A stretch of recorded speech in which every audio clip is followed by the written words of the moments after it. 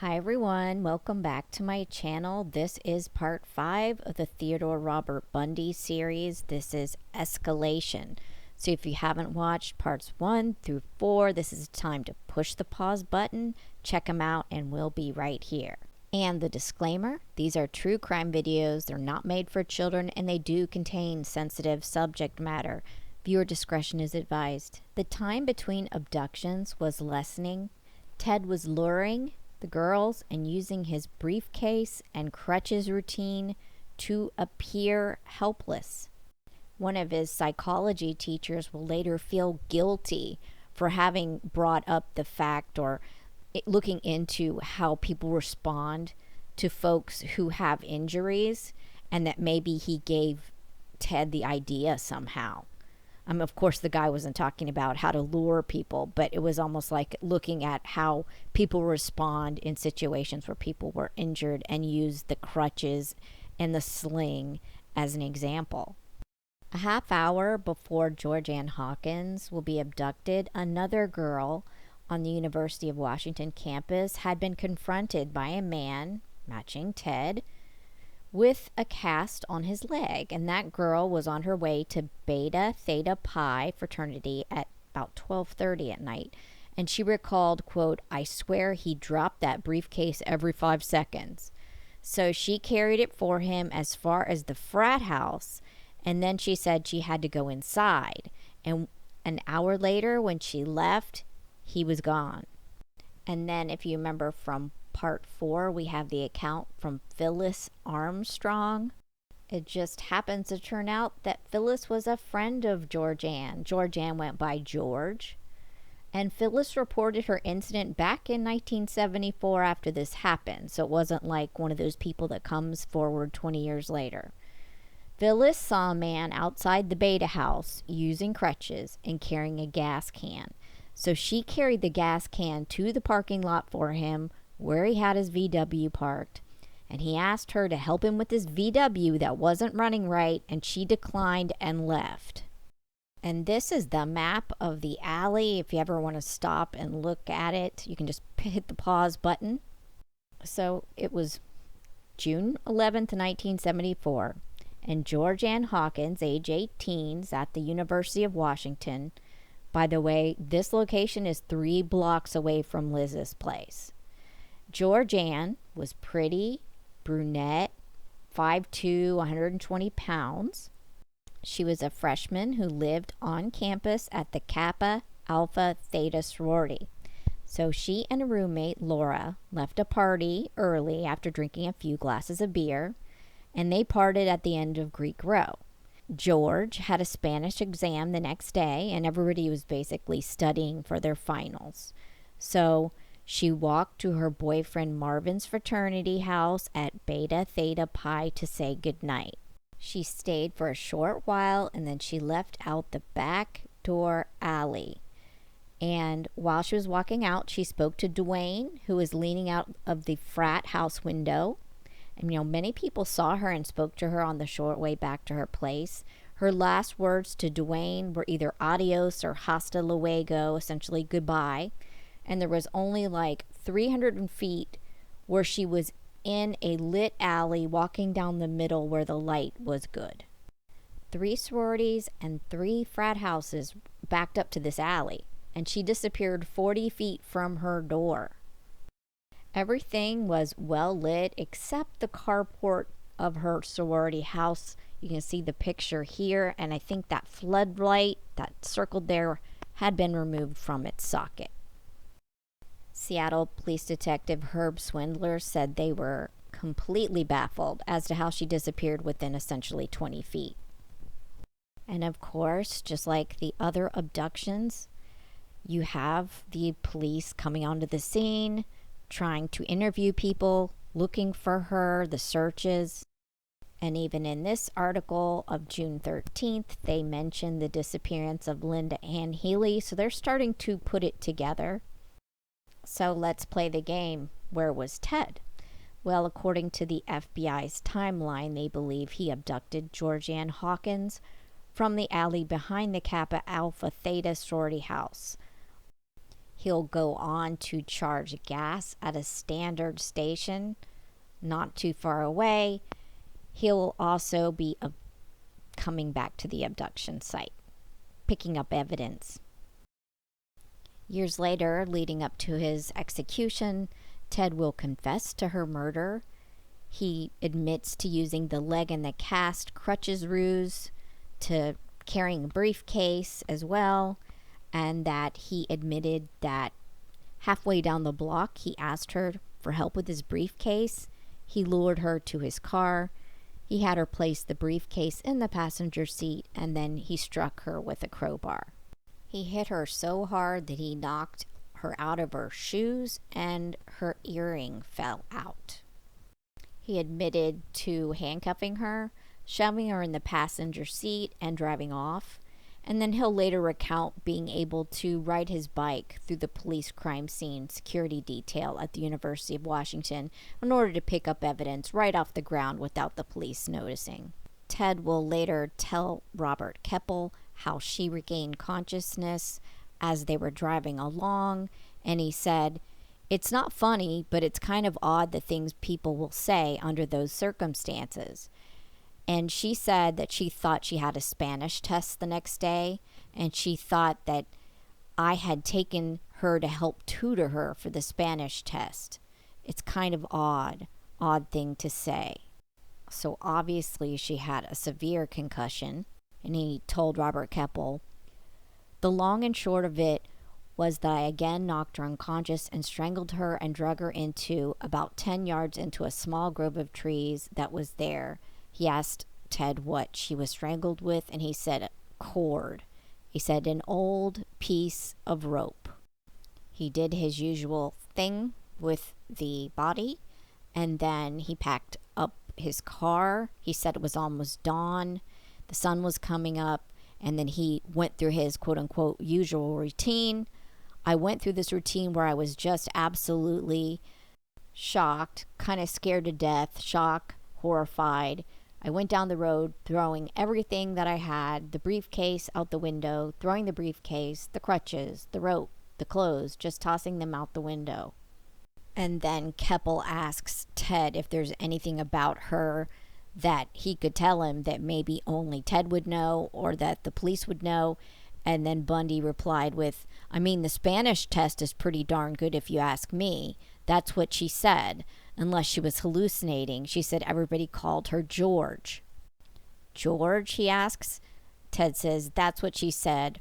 Or how about that she used a safety pin to pin her because her blue slacks were a bit too big." That was never put into the public domain, that she had her slacks pinned up. Only the killer or maybe one of her roommates would have known that.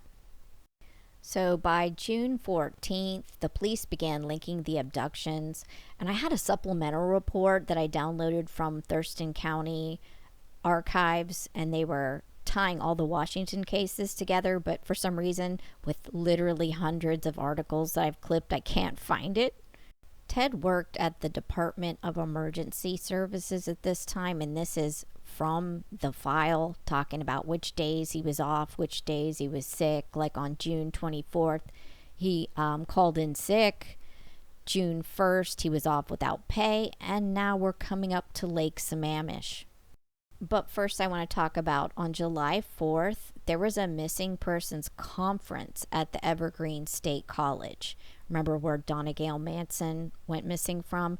And many of the representatives from the different counties, the agencies, the states, they all came to discuss their cases. So this, you would think if this made the press that it would make Ted nervous.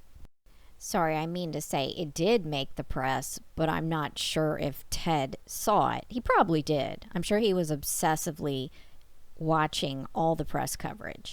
So on July 6, 1974, Liz Kloepfer and Ted went on a raft on the Yakima River, and allegedly he plunged her into the icy river with no explanation. Everyone who saw Ted's dark side spoke about how his eyes would darken, almost changing color. He had steel blue eyes, and I believe this is because his pupils would dilate with excitement. which would then make his eyes appear black.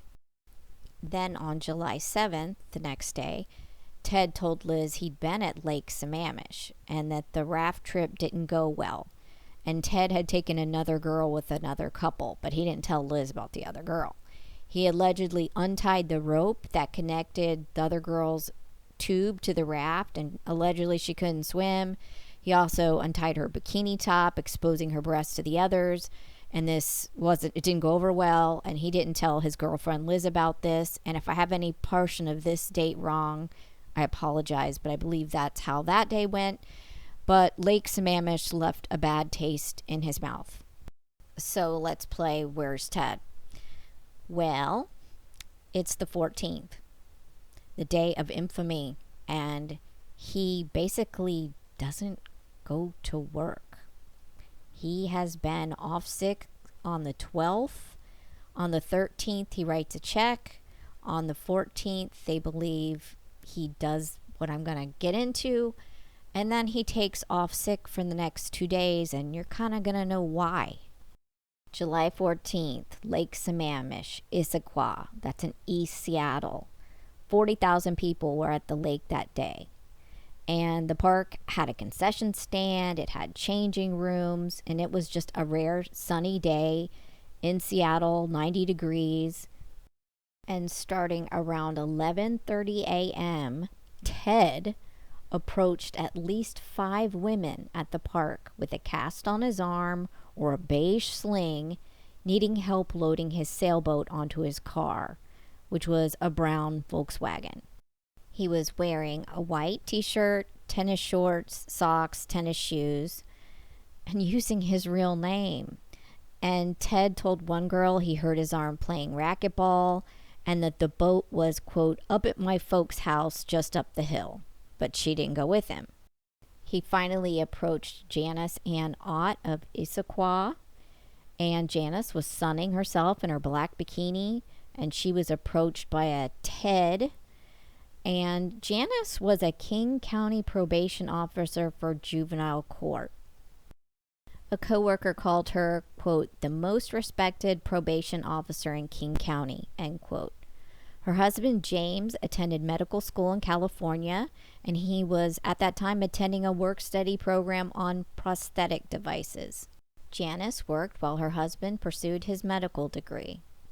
She had biked to Lake Sammamish on her yellow 10-speed Tiger brand bike, and Ted approached her by 12:30 that afternoon. It was a brazen act. It was in broad daylight, and at least 3 people overheard his conversation with Janice. So essentially his ruse was, excuse me, could you help me put my sailboat onto my car? I can't do it myself because I broke my arm. And then she said, well, okay, what about my bike? And he said, no problem, it'll fit in the trunk. And that they introduced each other, and she went off with him. And one person remembered, she said something like, well, okay, under one condition, that I get a ride in that sailboat. It's believed that Ted had some kind of house or place somewhere that he took Janice and then his next victim. A secluded area, a safe driving distance away, somewhere near the area, where he tied her up and he assaulted her. And she was still alive when he went back to Lake Sammamish for a second victim. In my opinion, Ted, being the sociopath that he was, the psychopath, was also having extreme mania at this point to take 2 victims in public using your real name and in the presence of other people. A place that he'd literally been the weekend before. So if people went there every weekend, they could have recognized him from the weekend before. I mean, that's crazy. Note that Ted approached 3 different girls after he abducted Janice.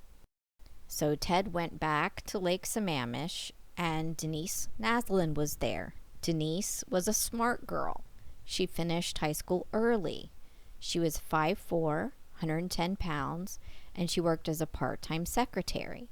And she arrived at Lake Sammamish with her boyfriend Ken and another couple. They arrived around 1 in her Chevy Impala, and they found a nice place to sun themselves, and they unfurled their towels and they proceeded to enjoy the day. She had a hot dog and a bag of potato chips from the concession stand, and I think she had a little argument with her boyfriend. And at 4:30, she excused herself to go to the restroom, and after that, she was lured away. She was walking barefoot. Denise never returned. She left her shoes, she left her dog, her purse, her car, her boyfriend. She was just gone. Denise's boyfriend drove her car to her mother's house. This is a picture of her mother. And she knew something was terribly wrong then. She left Denise's vehicle outside for years, over a decade, maybe 2 decades. Eleanor Rose said, "I'm not happy anymore, ever." Out of many of the victims' families of known Ted victims, she's one that was willing to share her grief publicly, and it was overwhelming. And so the search for the missing girls begins. This is a picture of James Ott, Janice Ott's husband, pinning up her missing persons picture. The police were starting to put 2 and 2 together, surely about these 2 missing girls, right? Lieutenant Richard Kraske of King County said that the Ott and Naslin cases may be even related to the Raincourt case. Yeah, it was, and more. What was absolutely crazy was how Ted was acting in a bold manner, luring away victims in broad daylight with multiple witnesses, because usually he would take one victim at night or in their own house, and here he is, he's moved from campus creeper to park in the daytime lurer. And since so many people had seen a man calling himself Ted, these 2 missing girls were now associated with what would be called, quote unquote, the Ted case. So the investigation now had a name. They didn't know if it would be the accurate name, but they had a name, they had a physical description, and they also had a description of his car. So that same day, around 6 p.m., possibly a little later, Ted shows up at Liz Kloepfer's house to have dinner. And he was tired but starving, and he claimed to have been cleaning his car. And he had been driving his car with Liz's ski rack on it, and he stopped to put it back on her car before they ate, and Ted was ravenous. He ate 2 humongous hamburgers, and then he wanted ice cream from Farrell's. I don't know if you guys are old enough to remember Farrell's ice cream, but I am. They used to have like humongous creations, all this stuff. So anyway, think, he had just killed and abducted 2 absolute strangers, cleaned up, and then chowed down on a burger with his girlfriend just like it was nothing. Years later, Ted will admit to killing these 2 girls, and he will say that Denise Naslin saw Janice at the crime scene and that they were both alive at the same time. And when he was in speculation mode, he sometimes talked like in a third person. When he was in that mode, he speculated that each victim was really just worried about their own welfare. So they weren't trying to save each other. They were just probably rightly freaked out. And that allegedly Janice saw the abuse of Denise, and then he killed both of them. He loaded them up and he dumped them. And that he got rid of Janice's bike in the University of Washington Arboretum. Her bike was never found. Further, he took off the next 2 days being quote unquote sick. Yeah, he's sick. I think he went back there to toy with the bodies. Right after the Lake Sammamish disappearances, King County Police Captain Mackey assigned Detective Kathy McChesney and Detective Robert Keppel on the Ted case. And as you know, if you've been reading anything having to do with Ted Bundy, both of these folks seem to stay on and stay with it, especially Robert Keppel, who wrote many books on the subject and many books on serial killers. The eyewitness data was assembled and fed to a police artist for a composite sketch of Ted. There was more than one composite sketch created. I wasn't sure where to include this quote, but this is so creepy. This was printed on October 10th, 1975, and it's a quote by his mother, Louise Bundy.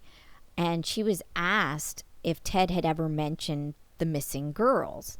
And she says, one time while he was visiting here, Ted mentioned that Sandy's Ted's sister, Sandy's hair was long and dark and somewhat similar to the hair of the victims. Our daughter was going out that night, and Ted said, Mom, I hope you know where she's going and who she's with. And Miss Bundy said she thought of her eldest son when a profile of the suspected murder in the local cases emerged as a young man named Ted who drove a Volkswagen. And this is what Louise said. My son drove a Volkswagen and his name was Ted, but I knew it wasn't him. Wrong. Also, Ted's law school friends, because people are getting the paper and it's local, and they're looking at things and they're joking and saying, like, well, maybe it's Ted because he's never here in law school. It's crazy. And so this is about the time that someone shows Liz the newspaper clipping and said to her, I think it was like July 22nd, they said to her, don't you think this looks like someone you know? And Liz then tells her friend Angie about her fears because it did look like someone she knew that drove a Volkswagen. Of course, she didn't want to believe it, but then her mind's going, oh, that time she saw him with the plaster of Paris, and the time she saw the sling, and the time that he had some vinyl gloves in his pocket, and on and on and on. I believe that Liz and Molly are two more of Ted's victims. They just survived him. So no victim shaming here. Liz knew that Ted enjoyed stealing, and the friend suggested Liz make an anonymous call to the police. But later, Liz went to Ted's apartment after the first call was made, and she saw the crutches in his room. And she asked him questions, but he had an explanation for everything. And he told her that the crutches belonged to the landlord. And you got to keep in mind, he's getting ready to go to Utah. He's getting ready to move. I have copies of all the different times she called, all the follow-up reports. It's all in the case files, by the way. The stuff they got out of her. And she was very, very forthcoming. But we'll get into that when the time comes. One thing that Ted did say when he was talking in the third person, he was talking about the Green River Killer. He was helping later on the Green River Killer Task Force. And he was speculating on the Green River Killer killing multiple victims in a day. But essentially what he was doing was talking from his own reference. So here's what he had to say. Quote, he's very intense, as you can see here, where he does 1 or 2 a day. And that's an extremely intense kind of need. It just doesn't go away. But I'm sure there are times he recognizes that if he just keeps going on doing it as much as he'd like to do it, then he's just courting disaster. So there are times when instead of actually doing it, he's just going around and hunting and pretending he's doing it. So by Lake Sammamish, Ted has gone completely into his obsessions and his compulsions. He is not holding back. And if he's not actually abducting and killing and going back and playing, then he is stalking. He's planning. And if he's not actually doing something, he's fantasizing. Doesn't leave much time for law school. Basically none. I don't think he even attended that many classes at Puget Sound. And he's getting ready to go to Utah under the guise of going to law school. And maybe he really thought that if he got out of Washington, that, got out of the scene, that he could go back to being normal or have some patina of normal. Could the investigators have nailed him at this point? Well, today with the DNA, absolutely. If he had been careless with his DNA, absolutely. Back then they didn't know what DNA was. We had blood typing. They had his name. They had his make and model of car. They had a guy that was a law school student who'd had 2 commendations, one for catching a purse snatcher, but who had also had some juvenile records expunged. He had all these politicians and friends that would vouch for him. So, yeah, did his name pop up in a database when they ran Teds with Volkswagens? Sure, it did. But they didn't consider him one of the top suspects until Liz Kloepfer started calling them multiple times with her worried concerns. And then Ted slips up and a victim gets away. But that's coming up. So if you like this video, if you found it informative, please stay tuned for part 6. Please do the YouTubey things, hit the like button, hit the subscribe bell, and then you'll be notified when part 6 is ready. Thank you so much for watching, and without further ado, have an excellent day.